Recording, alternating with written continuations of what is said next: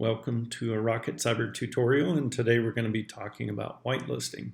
Whitelisting can be performed at the root level MSP, also at the customer level when navigating and selecting the customer you'd like to perform that action.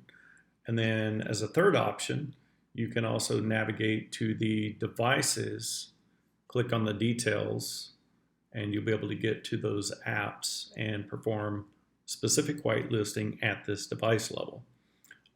For the demo purposes, I'm going to back up to the root level MSP account.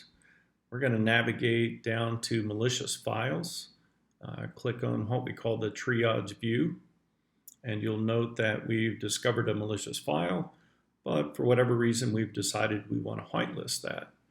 If we click on the action, add to whitelist, you're going to be presented with several opportunities depending on the app. It's important to notate that each and every app has different whitelisting methodologies. It's also not, it's a good rule of thumb to select one or the other in most scenarios.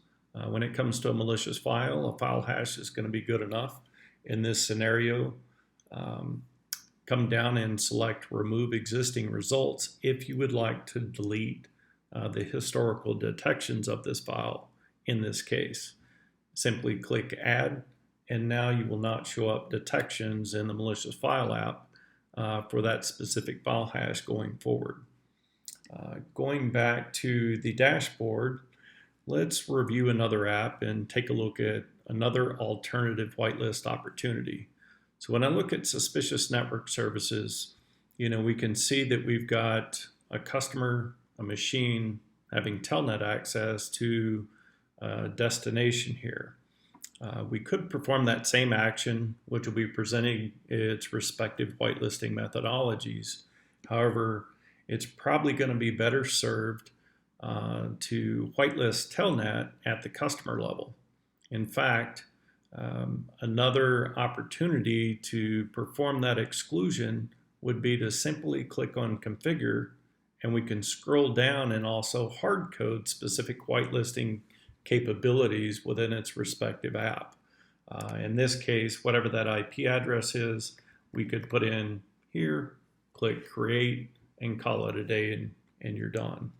However, given the significance of telnet, we probably don't want to whitelist that IP address at the customer level. So this same opportunity or exercise would be performed or would be better recommended by going to the device level, selecting on that specific device, and then navigating over to the apps and then going through that same exercise.